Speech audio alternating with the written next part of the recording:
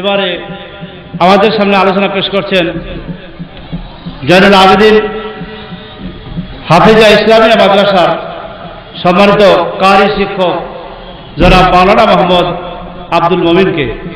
আমি তাকে তার মূল্যবান আলোচনা পেশ করার জন্য বিনীত অনুরোধ জানাচ্ছি। আসসালামু আলাইকুম ওয়া রাহমাতুল্লাহি ওয়া বারাকাতুহু। أعوذ بالله من الشيطان الرجيم.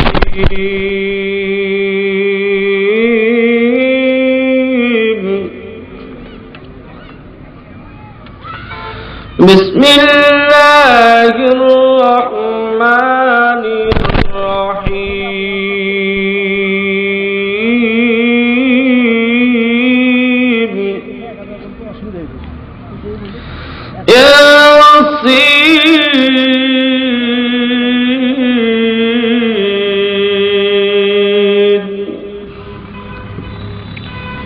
والقرآن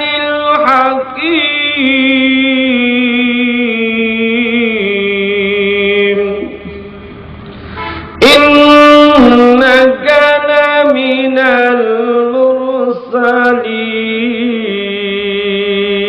المرسلين على صراط مستقيم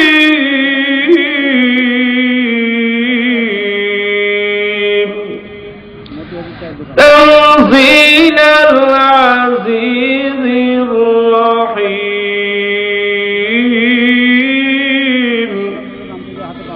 لتنذر قوما ما أنذر آباؤهم فهم غافلون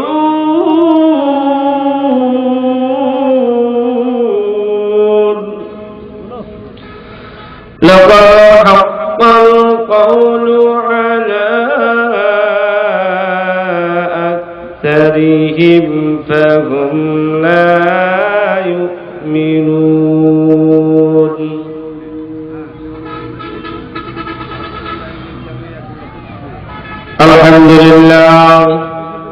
الحمد لله نحمده ونستعينه ونستغفره ونؤمن به ونتوكل عليه ونعوذ بالله من شرور أنفسنا ومن سيئات أعمالنا. من يهده الله فلا مضل له ومن يضلله فلا هادي له. ونشهد أن لا إله إلا الله وحده لا شريك له. ونشهد أن سيدنا وسندنا وحبيبنا ومولانا محمدا وأرسله بالحق بشيرا ونذيرا وداعيا إلى الله بإذنه وسراجا منيرا. فقد قال الله تبارك وتعالى في كلامه المجيد وفرقانه الحميد. أعوذ بالله من الشيطان الرجيم. بسم الله الرحمن الرحيم. ومن أعرض عن ذكري فإن له معيشة ضنكا ونحشره يوم القيامة أعمى. قال حشرتني أعمى وقد كنت بصيرا إن الله وملائكته يصلون على النبي يا أيها الذين آمنوا صلوا عليه وسلموا تسليما درود شريف اللهم صل على محمد وعلى آل محمد كما صليت على إبراهيم وعلى آل إبراهيم إنك حميد مجيد اللهم بارك على محمد وعلى آل محمد كما باركت على إبراهيم وعلى آل إبراهيم إنك حميد مجيد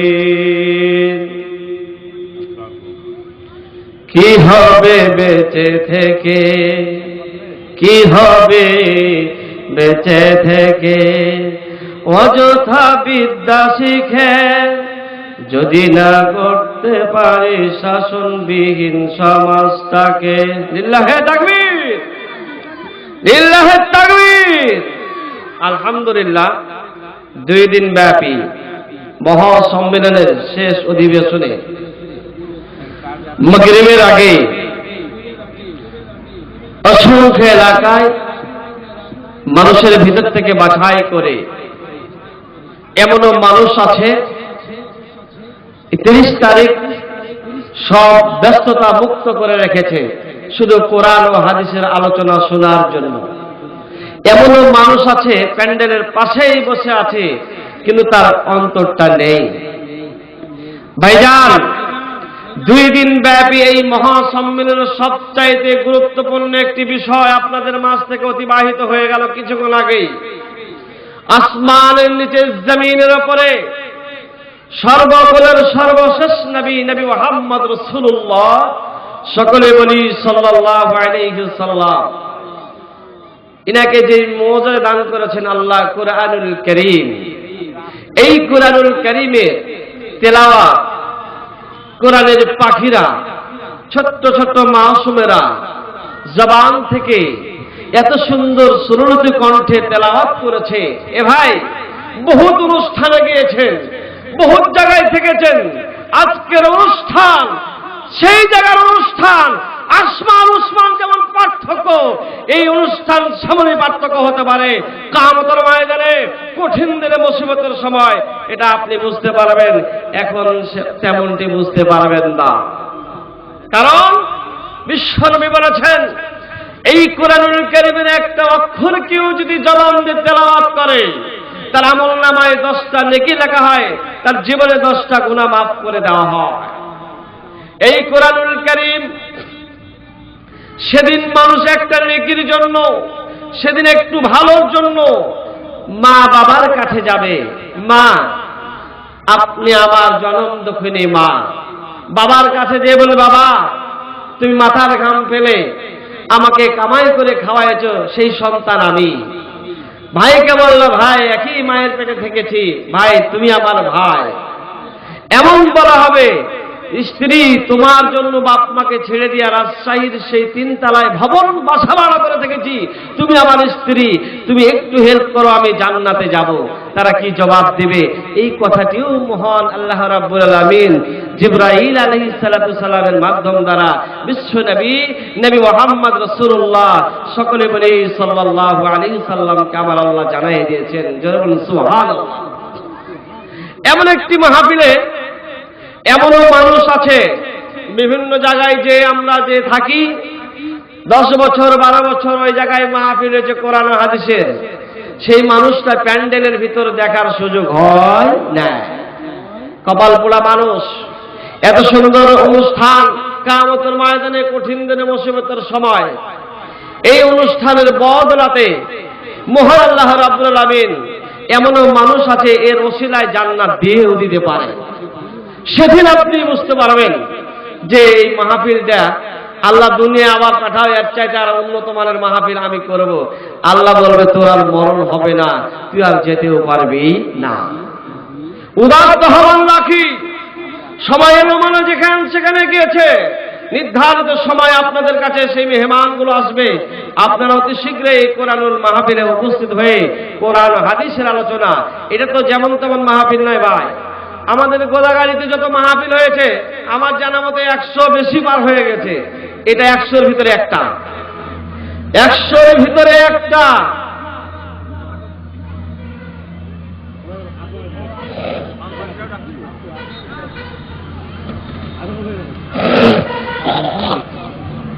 একশোর ভিতরে একটা কারণ হলো কি, যে সমস্ত পোস্টার হ্যান্ডেলে নাম দেখেছেন, এর আগে যে সমস্ত জালসা তাফসীর হয়েছে সেখানে একটা কালেকশনের বক্তা থাকে। মসজিদ কর্তৃপক্ষ যারা তাফসীর জালসা বিভিন্ন রকম করে থাকেন নাম দিয়ে, তো উদ্দেশ্য থাকে 3টা। কর্তৃপক্ষের উদ্দেশ্য থাকে এমন একটা বক্তা নিয়ে আসা হোক যাকে দিয়ে আমাদের কালেকশন বেশি হবে। বক্তাটাও মনে করে যে আমার আলোচনা যত রংচঙের হবে আমার ডিমান্ড তত বাড়বে। আর শ্রোতারাও মনে করে একটা মাহফিলে দেখলাম যে লোক এত কেন বেশি, এত লোক হওয়ার কারণ কি? দিনাজপুরে এক মাহফিলে গিয়েছিলাম, তো পরবর্তীতে শুনতে পাওয়া গেল ওখানে 26 ইঞ্চের এক বক্তা আছে বিধায় এত লোক হয়েছে। তাই তো বলছি কোরআন হাদিস শুনতে দিনাজপুর এই ঠাকুরগাঁও এলাকায় এত লোক আসার কথা নয়। তো ভাই এটা সেই ধরনের মাহফিল না। যিনাদের নাম পোস্টার হ্যান্ডেলে দেখেছেন তিনারা প্রতি জায়গারই প্রধান মেহমান। প্রত্যেকটা প্রধান মেহমানকে একত্রিত করে এই মহা সম্মেলন আয়োজন করা হয়েছে। রব্বুল আলামিন এই আয়োজনকে কবুল করুন, আল্লাহুম্মা আমিন। আল্লাহ রাব্বুল আলামিন নবী মুহাম্মদ রাসূলুল্লাহ সাল্লাল্লাহু আলাইহি ওয়াসাল্লামকে আমার আল্লাহ জানায় দিলেন, পয়গম্বর তুমি বলে দাও, জানায় দাও, ঘোষণা করে জানায় দাও, সেদিন মানুষ ভাই মানুষ আর কোরআন পড়ে না, কোরআন বুঝে না, কোরআন পড়তে চায় না, পড়ার ব্যবস্থা করলো সহযোগিতাও করে না, মনের ভাব করে না। এই মানুষ যখন মরে যায়, মরে যখন যাবে, এই মানুষটার ভিতর থেকে যে রুহটা বেরোনোর সাথে সাথে তার জীবনের সকল পরিকল্পনা বদলে যাবে। এই মানুষটি এমন সময় বের করতে পারে না। এমনও মানুষ আছে এই মাহফিল আসবে তার সময় বের করার কোনো সুযোগ হয় না। দুনিয়ায় ব্যস্ততা ধরে রেখেছে, দুনিয়ায় ধরে রেখেছে। কিয়ামতের ময়দানে কঠিন দিনে মুসিবতের সময় এই কোরআন সেই দিন যাদের জন্য ব্যস্ত হয়ে আছেন, যাদের জন্য আপনি পাগল, যাদের জন্য আপনি সেই দুনিয়া ধরে আছেন, সেদিন তারা কি বলবে? আজকে আপনি যাদের জন্য মিথ্যা কথা বলছেন, যাদের জন্য ইনকাম করছেন, যাদের জন্য জান্নাতের বাগানে আসার সুযোগ হয় নাই, যাদের জন্য কোরআন পড়ার সুযোগ হয় নাই, কোরআন মানার সুযোগ হয় নাই, তারা কিয়ামতের ময়দানে কঠিন দিনে মুসিবতের সময় তারা কি বলবে? আমার আল্লাহ বলেছেন, ইয়াউমা ইয়াফিরুল মারউ মিন আখিহি ওয়া উম্মিহি ওয়া আবি ওয়া সাহিবাতিহি ওয়া বানি। সেদিন কিয়ামতের ময়দানে কঠিন দিনে মুসিবতের সময় সেদিন বলবে আপনার ভাই আপনাকে ডেকে ডেকে বলবে, ভাই ও ভাই একটু হেল্প করে, একটু সাহায্য করবে। সেদিন নিজের ভাই আপনার পরিচয় দিবে না, সেদিন দূর হয়ে যাবে। শুধু কি তাই, সেই দিন জনম দুঃখনী মার কাছে যাবে। সেদিন মা বলবে, না না না কোনো সন্তান ছিল না। বাবার কাছে যে বলবে, বাবা বলবে কোনো ছেলে ছিল না। এমনকি নিজের স্ত্রী যার জন্য মা বাবাকে আপনি ছেড়ে দিয়া রাজশাহী ঢাকায় বাড়ি চলে গিয়েছেন, এমনও কুলাঙ্গার সন্তান আছে বাপের কারণে বাড়ি ছেড়ে দিয়া চাঁপাইনবাবগঞ্জে বসবাস করে, মার সাথে কথা বলবে না। এমনও ছেলে আছে, এমনও মেয়ে আছে মার সাথে কথা বলবে না, মার সাথে দেখা করবে না, বাড়ির ভেতরে প্রাচীর দিয়ে রেখেছে। আশ্চর্য হয়ে গেলাম, সেদিন চাঁপাইনবাবগঞ্জ এলাকার ভিতরে এক গ্রামের ভিতরে গেলাম। এ ভাই, এত ছোট বাড়িতে দুইটা মাঝারে কোনো মাঝার দেওয়া আছে। এবার বাবা চোখের পানি ছেড়ে দিয়ে বলছে, বাবা হুজুর আপনাকে কি বলবো, এই ছেলে আমার সাথে দেখা করবে না, চোখে চোখ ফেলবে না, ওর মার সাথে কথা বলবে না, এই জন্য আমার সন্তান মাঝখানে বাড়া দিয়ে দিয়েছি। এ ভাই শুনেন, বিশ্বনবী নবী মুহাম্মদ রাসূলুল্লাহ সাল্লাল্লাহু আলাইহি ওয়াসাল্লাম কামার আল্লাহ জানিয়ে দিলেন, পয়গম্বর আমি যা নাজিল করেছি হুবহু সেটাই তুমি তেলাওয়াত করে শোনায় দাও। বিশ্বনবীর কাছে যখন কোরআনুল কারীম নিয়ে জিবরাইল এসে যখন শোনালেন, জিবরাইল যখন বান্দাদের সামনে প্রচার শুরু করলেন, মক্কা নগরের মানুষেরা দুই ভাগ হয়ে গেল।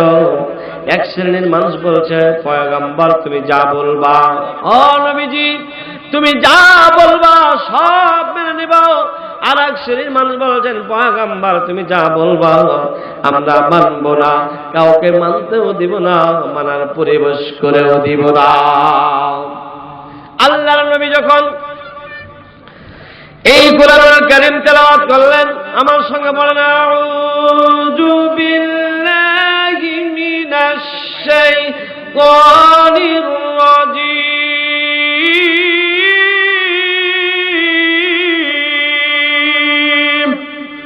বিসমিল্লাহির রহমানির রহিম,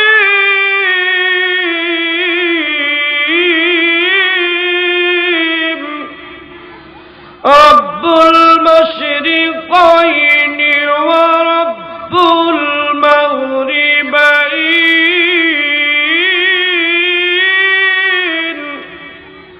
ফাবিআইয়ি আলাই রাব্বিকুমা তুকাযযিবান।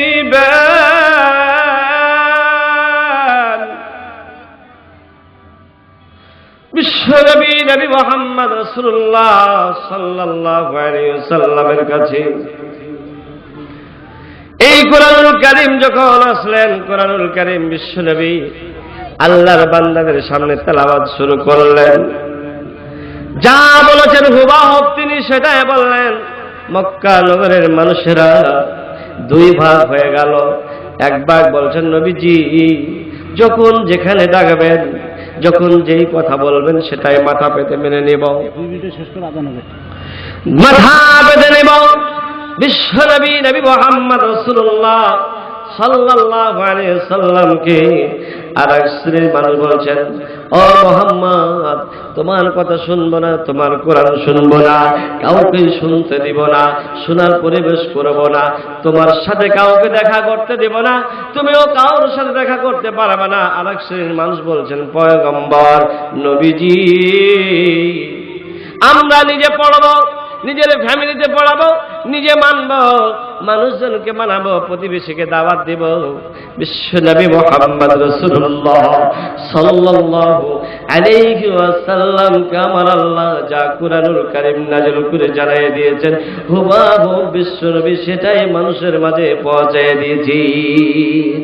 আজ সেই কথাগুলো আমাদের উলামা একরাম যারা আছেন, হুবহু সেটাই বলতে গেলে বলা হয় তাদেরকে অনেক কিছু টাইটেল দিয়ে তাদেরকে হেস্ত নস্ত করা হয়। ভাইজান এটা তো আপনার আমার বাড়ির কথা না, সেই লাইহে মাহফুজ থেকে জিবরাইল আলাইহিস সালাতু সালামের মাধ্যম দ্বারা আখিরে নবী মুহাম্মদ রাসূলুল্লাহ সকলে বলি সাল্লাল্লাহু আলাইহি সাল্লামের উপর নাজিল হয়েছে।